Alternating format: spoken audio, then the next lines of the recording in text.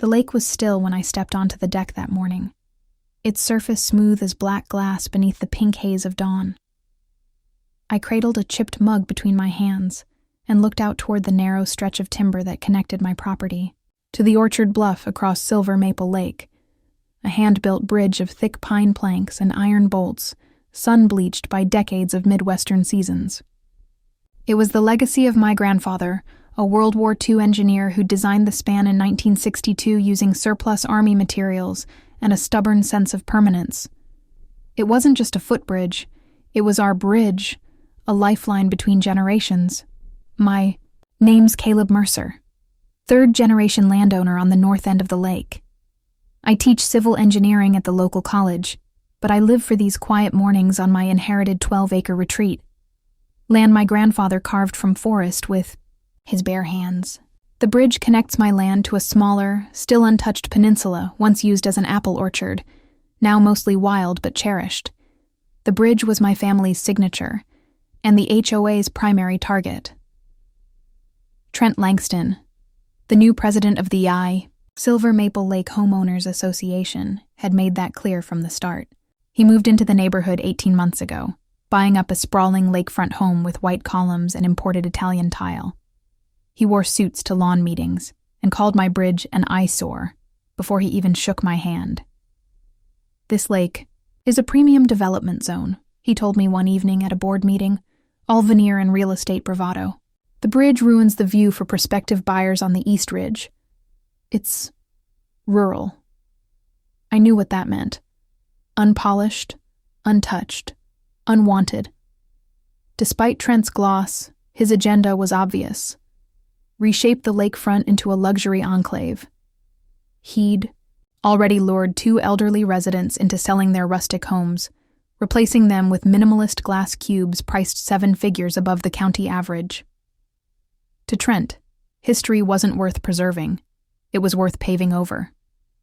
Still, I wasn't just another sentimental landowner clinging to nostalgia. I had documentation. My deed included a historical easement, filed in 1963, granting perpetual right-of-way across the lake's narrow mouth. The HOA hadn't even existed back then. As far as the county was concerned, the bridge wasn't a nuisance. It was grandfathered and legally sound. But Trent didn't care about legality. He cared about perception. And my bridge, with its creaking timbers and moss-covered ropes, didn't match the brochures he handed out at neighborhood mixers. The campaign started small. A warning letter citing safety violations. Then a citation for unregistered, overwater construction. At the next HOA meeting, he announced a compliance sweep of all properties, though, curiously, only mine received daily visits from his clipboard-wielding assistant. "I've had that bridge inspected by 2 structural engineers," I told the board. "It's safer than half the docks on this lake." Trent smiled like I was a child who'd misunderstood the rules of a game he invented. "I'm sure it is, Caleb. But we're looking at the bigger picture here. Resale values, aesthetics, liability. You understand." Oh, I understood. Still, I resisted. I repainted the railings, replaced worn planks, even installed solar lights along the walkway. I filed appeals, submitted paperwork, spoke calmly at every meeting. I was firm, but professional. I was reasonable. And that, I later realized, was my mistake. Because reason meant nothing to men like Trent. Men who saw patience as weakness and tradition as a speed bump on the way to profit. The morning it happened started like any other. I rose with the sun, grabbed my mug, and stepped onto the deck. But something felt wrong. Too quiet. Too still. That's when I looked out across the water. The bridge was gone. Not collapsed. Not damaged. Gone. In its place, floating debris bobbed, in silence. Splinters of pine, shorn bolts, twisted cables. A few planks lay like driftwood against the shoreline as if mocking me. I dropped the mug. Ceramic shattered against the planks. Heart pounding, I sprinted down to the lake. The entire structure had been dismantled, not by time or weather, but by human hands. Someone had deliberately taken it down. Overnight. Without warning. I barely registered the sound of tires crunching gravel until a sleek black SUV pulled up beside my dock. The window rolled down. It was Trent. He wore mirrored sunglasses and a smug, practiced grin. "Good morning, Caleb," he said. "You'll be pleased to know the HOA handled the removal for you. No charge. Well, aside from disposal fees. Check your inbox." Then he pulled away. I stared at the wake his vehicle left on the gravel road. The sting of injustice mixed with something colder, deeper.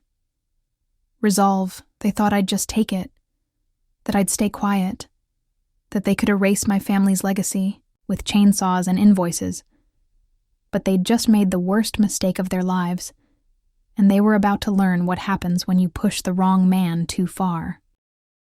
3 hours after Trent's SUV disappeared into the tree line, I was standing in front of my safe, hands still trembling with rage.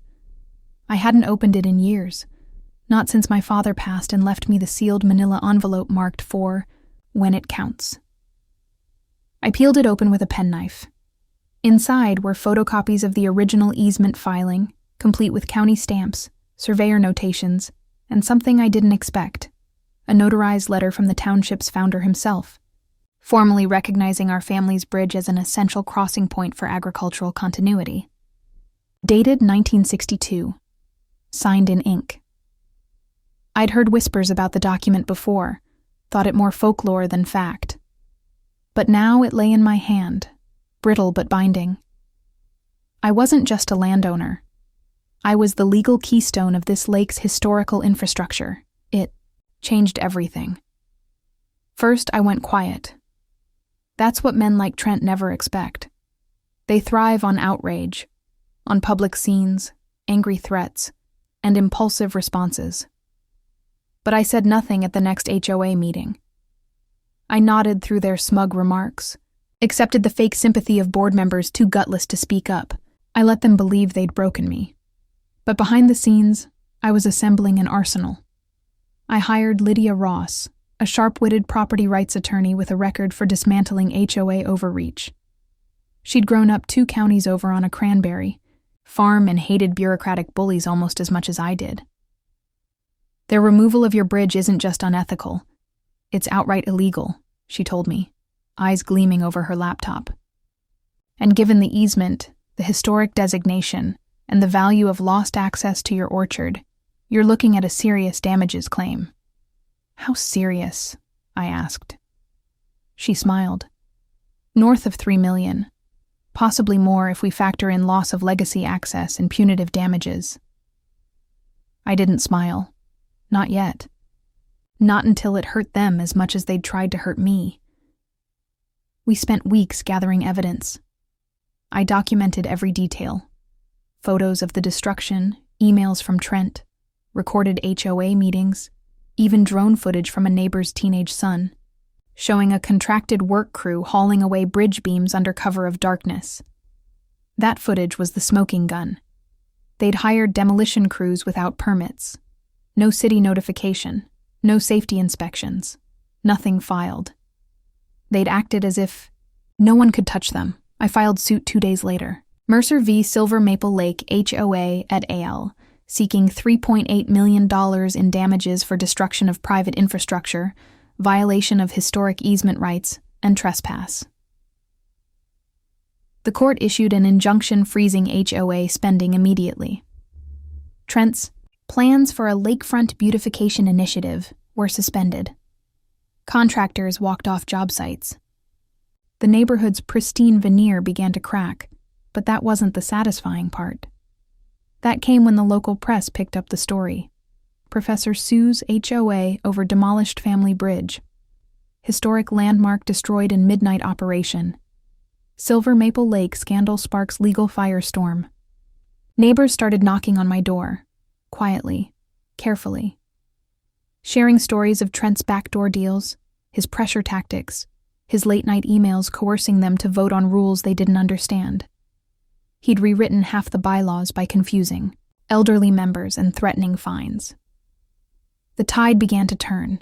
Then, one evening just before sunset, I found a handwritten letter taped to my front gate. No signature. Just a single line in shaky cursive. Thank you for standing up to him. He made us all afraid. I stared at it for a long time, then folded it into my coat pocket. This wasn't just about the bridge anymore. It was about everything he'd bulldozed on his way to power. The respect he'd stripped from the people who built this place. The heritage he'd tried to erase with glass condos and smooth-talking investors. At the next HOA meeting, I walked in through the main doors instead of the back. Heads turned, whispers spread. Trent sat at the front table, nervously flipping through a binder. When I reached the podium, I didn't raise my voice. My grandfather built that bridge with his hands. My father rebuilt it after the flood of '83. And I planned to teach my son to do the same. You didn't just take wood and nails, Trent. You tried to take our story. The room was silent. I turned and walked out without waiting for a response. The lawsuit was just beginning, but the narrative had already changed. They thought they'd destroyed something simple. But all they'd done was awaken a fight older than any HOA, the fight to protect what truly belongs to you, and I was just getting started. By early autumn, the case had moved beyond HOA gossip and angry emails. Now it was county headlines, courthouse buzz, and a battle that threatened to unravel everything Trent Langston had built. Trent's polished facade began to chip the day. He was called to the stand. Lydia and I sat in the front row of the small courtroom as the judge, an old Vietnam vet with a gavel hand as steady as stone, called for testimony. Trent strode up in a tailored navy suit, trying to radiate confidence, but his swagger wilted under oath. Mr. Langston, Lydia began, standing with her signature calm precision, can you explain why no demolition permit was filed with the city before the removal of the Mercer family bridge? Trent shifted. We believed the structure to be in violation of HOA regulations. It posed a hazard. And yet, Lydia interjected smoothly, holding up a copy of the county inspection, you never reported it to municipal authorities. You never requested a structural evaluation. In fact, you bypassed every formal channel. Why? I was acting in the best interest of the community. By hiring an unlicensed demolition crew to destroy a legally protected structure in the middle of the night? The gallery stirred. Trent's lawyer rose with objections, but the damage was already done. The moment his voice cracked, his empire began to tilt. Behind the scenes, the HOA board was fracturing. 3 members resigned. One went public with internal emails showing Trent had unilaterally declared the bridge a visual nuisance without a vote, fabricating minutes after the fact. It wasn't just misconduct. It was fraud. My phone buzzed with messages from neighbors. Most apologized. A few confessed they'd been afraid to speak up. One, a retired teacher named Mrs. Holloway, offered cookies and her decades of archived HOA documents. People forget this place used to be a community, not a corporation, she told me, patting my arm. Trent, meanwhile, doubled down. He filed a countersuit alleging defamation and obstruction, claims that were swiftly dismissed. Then he tried to spin the narrative in local interviews, painting himself as a reformer misunderstood by resistant holdouts, clinging to outdated values. But no one was buying it anymore. At the second court hearing, Lydia introduced the drone footage, the final nail. The jury watched in silence as grainy video showed the bridge disassembled piece by piece, hauled onto flatbed trucks, then dumped. In a lot behind a contracting office Trent's cousin happened to own. No safety tape, no warning signs, just shadows and arrogance. When the judge called recess, Trent didn't meet my eyes. He sat stiff, staring ahead like a man realizing his empire had been built on sand. Back at the lake, I noticed something strange.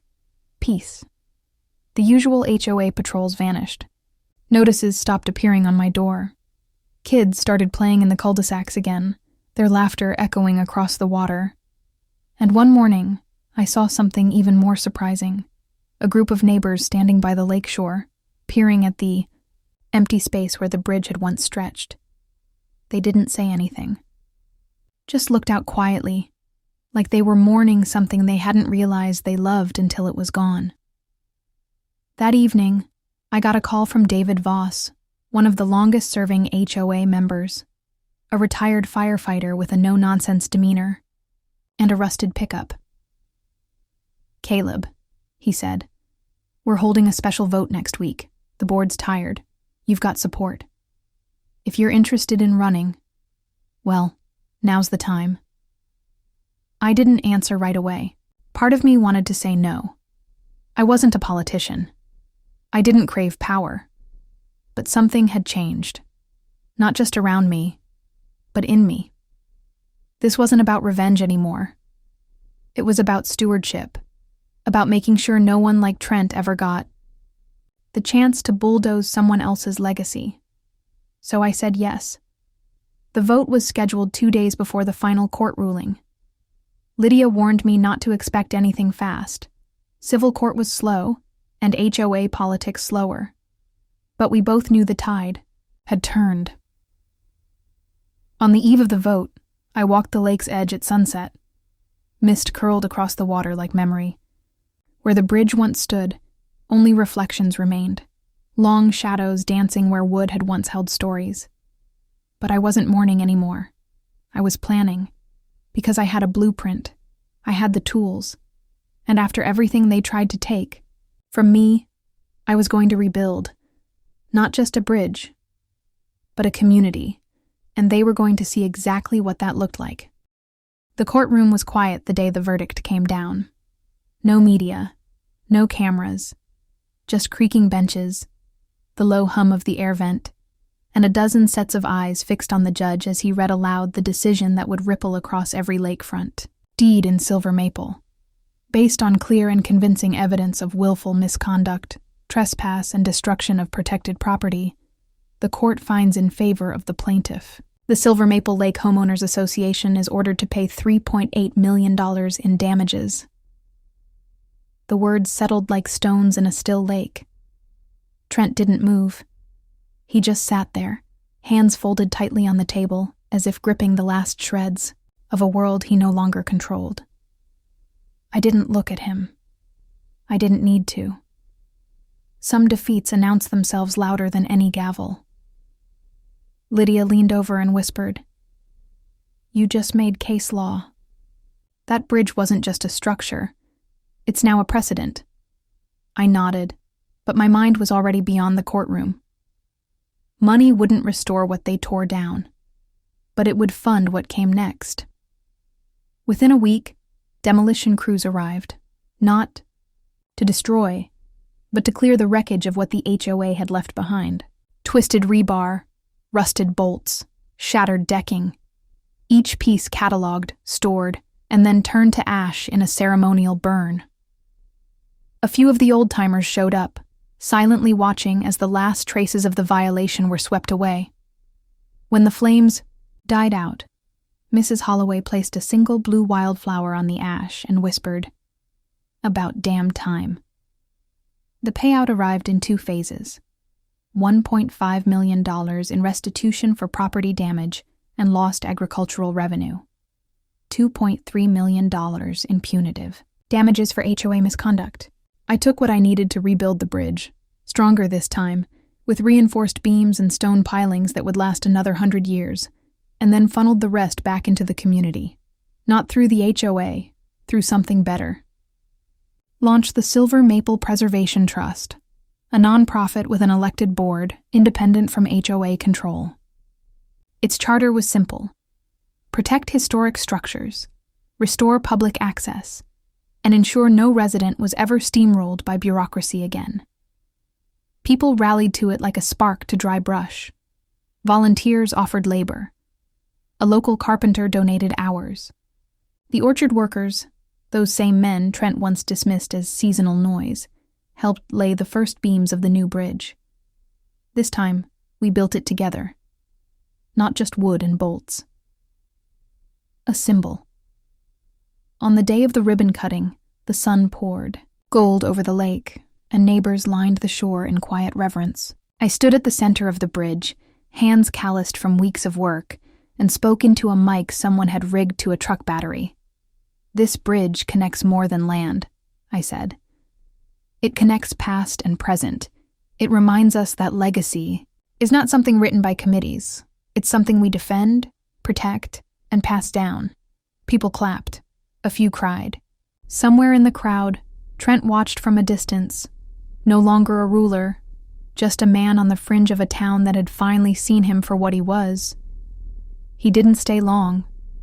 I heard he sold his house a month later at a loss, just enough to cover his share of the settlement.